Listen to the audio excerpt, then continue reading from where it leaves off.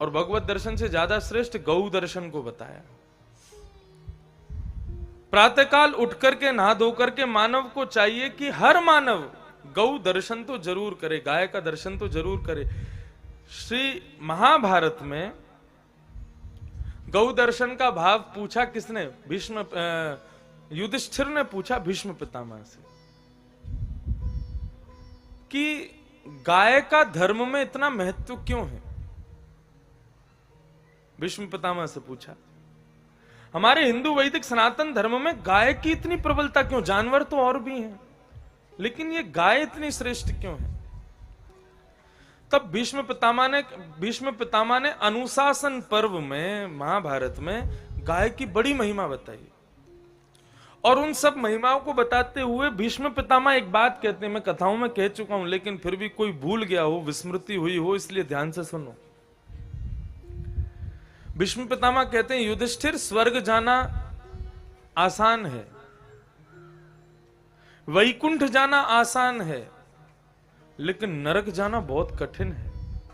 और दुर्भाग्य की बात यह है कि 90% लोग पृथ्वी से नरक ही जाते हैं। नरक में अपना रजिस्ट्रेशन करवाना बहुत सरल है, पाप करते जाओ रजिस्ट्रेशन हो जाएगा, अपने मन की करते जाओ, वहां नरक में बिल्कुल बढ़िया वाला स्थान ढूंढ के रखेंगे आपके लिए। लेकिन नरक तक की यात्रा बहुत खतरनाक है, ये भीष्म पितामह बता रहे हैं। और दुर्भाग्य की बात है अर्जुन, युधिष्ठिर, ज्यादातर लोग उस यात्रा पर जाते हैं और नरक में तो पीड़ा क्या भोगेंगे, वो तब तक तो आदी हो जाते हैं, यात्रा में इतनी पीड़ा भोगनी पड़ती है। तब युधिष्ठिर ने पूछा, बोले नरक जाने वाले को क्या भोगना पड़ता है? तब भीष्म पितामह बताते हैं, बोले नरक जाने वाला यहां से जितना दूर सूर्य है उतने यदि 100 चक्कर लगाए जाएं, इतना दूर नरक है। और इतनी दूर व्यक्ति कैसे जाता है?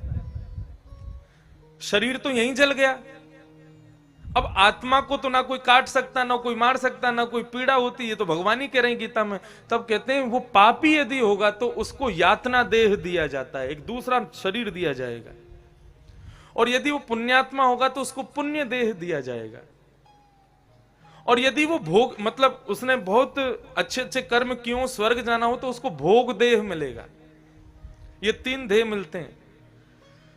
तो यातना देह नरक वाले को मिलता है। युधिष्ठिर, ये देह ऐसा है कि इसको नोचो तो दर्द तो पूरा होगा, इसको काटो तो काटने के समान दर्द होगा, रक्त भी निकलेगा, लेकिन कितना भी कुछ कर लेना दर्द पूरा देगा, लेकिन मरेगा कभी नहीं, ऐसा बताया। और बोले यमराज क्या करते हैं? बोले किसी पापी की मृत्यु हो जाने के बाद उसकी आत्मा की पूर्ण रूपेण जब तेरही हो जाती है, निवृत्ति हो जाती है, तब उसके गले में फंदा बांधते हैं।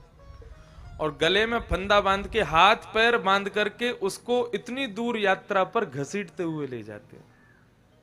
और गति वायु से 100 गुनी दुगनी गति में लेके जाते हैं, मतलब इतनी जोर से खींच करके ले जाते हैं। और समय, बोले समय इतना लगता है कि उसको लग रहा होगा कि युगों बीत गए होंगे, बहुत दूर है, गति भी तेज रहती है, लेके भी घसीटते हुए जाते हैं, समय भी बहुत लगता है, और कितना कष्ट होगा उसका कोई भरोसा नहीं। और आधा रास्ता तय नहीं होता कि वो आदमी चिल्लाने लगता है, हे भगवान ये नरक कब आएगा, मैं नरक पहुंच जाऊं, जल्दी पहुंच जाऊं, ऐसी स्थिति हो जाती है। क्योंकि यमदूतों को दोबारा किसी को लेने आना है, इतनी जल्दी उसको पहुंचाना भी है। बोले थोड़ी दूर जैसे ही वो आगे बढ़ जाता है तब उसको नरक दिखने लगता है, तो नरक देख करके वो आदमी खुश हो जाता है। बोले ओ हो, जय हो भैया, नरक दिख गया, कम से कम अब मुझे ये पीड़ा नहीं भोगनी पड़ेगी जो मैं भोग रहा हूं। लेकिन जैसे ही नरक थोड़ा सा समीप आता है तभी सामने एक नदी दिखती है, उसका नाम है वैतरणी नदी। और यमदूत कहते हैं उससे आगे हम नहीं जाएंगे, वैतरणी नदी को तुमको खुद पार करके वहां पहुंचना है, पल्ली पार। बोले वैतरणी नदी कम से कम 100 फीट गहरी है, कोई उसका अता पता नहीं है, बहुत लंबा उसका फेर है, बहुत तीव्र गति से चलती है, उसमें जल की तो कोई जगह ही नहीं है, केवल रक्त, मवाद, रुधिर, हड्डियां, मांस ये बहते हैं उसमें। ऐसी गंध आती है कि एक बार यदि किसी की नासिका में प्रवेश कर जाए तो गंध से ही मर जाए आदमी। और उस नदी में यम के दूत उस आदमी को फेंक देते हैं, पटक देते हैं। और युधिष्ठिर, भीष्म पितामह कह रहे हैं आदमी ने पाप किया थोड़ा सा, उसको नरक जाना है 1 घंटे के लिए केवल, या फिर समझो 1 दिन के लिए, लेकिन नरक जाने से पहले जो वैतरणी नदी और जो मार्ग है, इसी में ही कम से कम नहीं तो 20 वर्ष लग जाते हैं उसको। और फिर वैतरणी नदी में घूमता रहेगा, मरेगा, डूबेगा, उठेगा, फिर दुखी हो जाएगा, क्या करूं, थक जाएगा, हार जाएगा, कई दिनों तक पड़ा रहेगा। इतनी मेहनत करने के बाद कम से कम 10 वर्षों तक वैतरणी नदी में पड़े पड़े पड़े पड़े, तब जाकर के वो नरक पहुंचेगा। और फिर नरक में जाती उसको बिस्तर मिल जाएगा, सो जा भैया, आराम कर ले, नहीं, सीधे तेल की गर्म कढ़ाई में डाल के उसको फ्राई करना शुरू कर देंगे। और फिर क्या क्या करेंगे मैंने अभी से बता दिया तो घबरा जाओगे आप। क्या कह रहे हैं भीष्म पितामह? गौ की महिमा बताते हैं।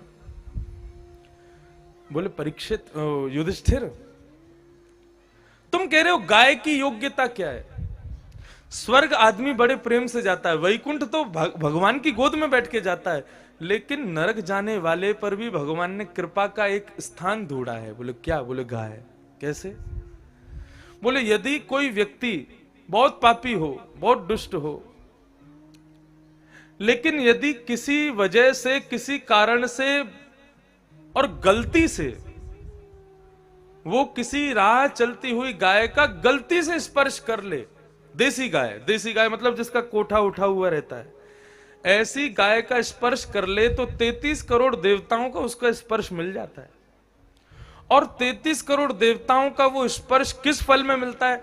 बोले जब वो मर करके उसको नरक जाना होता है तो वैतरणी नदी तक तो यमदूत लेके जाएंगे, लेकिन जैसे ही वैतरणी नदी में उसको कूदना होता है, इतने में ही गाय आ जाती है। बोले कि सुनो, इसने मेरा स्पर्श किया है, इसको वैतरणी नदी में भटकने नहीं दूंगी। और गाय अपनी पूंछ पकड़वा करके उस वैतरणी नदी को पार करवा देती है और उसको नरक पहुंचा देती है।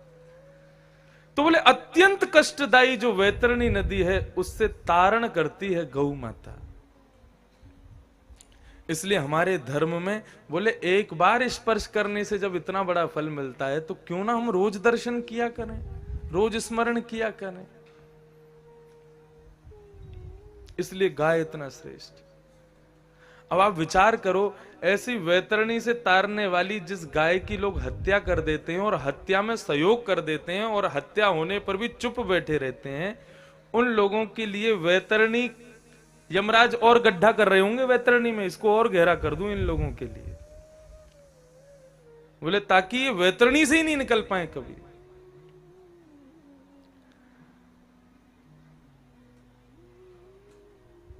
बहुत विचारणीय है। आप में से कोई दुर्भाग्यशाली हो जो विदेश जाता हो, वो मेरी एक बात सुने, विदेश जाकर के कभी भी वहां का दूध नहीं पीना चाहिए। मैंने इस बार देखा, दूध आता है भाई, ठाकुर जी की सेवा में भी, मैं तो ठाकुर जी को दूध ही नहीं पिलाता। बंबई में भी 7 दिन हो गए, रोज दूध आता है, लेकिन मैं नहीं पीता, केवल अपनी घर की गाय का दूध पीते हैं हम। हमारे पंडित जी खूब पीछे पड़े रहते हैं, माता जी के रोज फोन आते हैं, लेकिन मैंने कहा जब तक गाय नहीं देख लूंगा, गौशाला नहीं देख लूंगा, तब तक दूध नहीं पीऊंगा। नाथ द्वारा में भी मंदिर से आता था दूध तो मैं ले लेता था। विदेश में हमने क्या देखा कि वहां दूध आता है, अब कैन के दूध तो बिल्कुल ही नहीं पीने चाहिए। बाहर का दूध आया किसी गौशाला का, तो किसी व्यक्ति ने कहा कि आप चाहें तो गौशाला एक बार देखें यहाँ की कैसी है। मैंने कि भाई देखो, गाय तो जर्सी है, लेकिन फिर भी दिखाओ कैसे क्या होता है। तो वहां जाकर के देखा, पूरी मशीन वशीन से उनका दूध वूध निकालने की सब व्यवस्था, सब जर्सी गाय थी, सब ठीक था। हमने कहा हमारे यहाँ चारा खिलाते हैं, सानी करते हैं, ये सब खिलाते हैं, इनको क्या खिलाते हैं? तो क्या देखा, वहां पर उनकी सानी में मांस के टुकड़े थे जिनको गायों को खिलाया जाता है। क्यों? बोले कि दूध तो गाय देगी और मांस खाएगी तो इसकी चर्बी बढ़ेगी। जिस दिन दूध देना बंद कर देगी, चर्बी इतनी बढ़िया होगी, खाने में और अच्छी हो जाएगी। अब कुछ भी हो, उसके मांस का अंश दूध में तो आ रहा है और उसको हम लोग पी रहे हैं। तब से कान पकड़ लिए। विदेश में, अमेरिका, कनाडा, कहीं भी, पूरे विदेश में कहीं भी हम जाते हैं, जर्सी गाय का दूध पीते ही नहीं, क्योंकि देसी गाय तो मांस को मुख नहीं लगाएगी, जर्सी गाय खा जाती है उसको। इसीलिए कहते देसी गाय का दूध पियो, देसी गाय को प्रणाम करो। जर्सी गाय गाय नहीं है, वो क्या है? वो गाय जैसे दिखने वाला दूसरा जानवर है। जैसे भैंस गोरी कर दो तो अबोध आदमी को वो भी गाय लगेगी, बोले ये भी गाय है। ठीक उसी प्रकार भैंस के भी कोठा नहीं होता यहां पर। गौ का बहुत बड़ा महत्व। श्रीमद् महाभारत कभी किसी को पढ़ने का अवसर मिले तो अनुशासन पर्व में भीष्म पितामह ने गाय की बड़ी महिमा बताई, एक से एक महिमा। गाय का गोबर जहां पर बहुत ज्यादा इकट्ठा हो जाता है, वहां पर ग्लोबल वार्मिंग बिल्कुल नॉर्मल हो जाएगी। हमारे भारत में इतनी पॉपुलेशन है, इतनी पॉपुलेशन है, इतने आदमी अमेरिका चले जाए ना तो अमेरिका को घुटन हो जाएगी।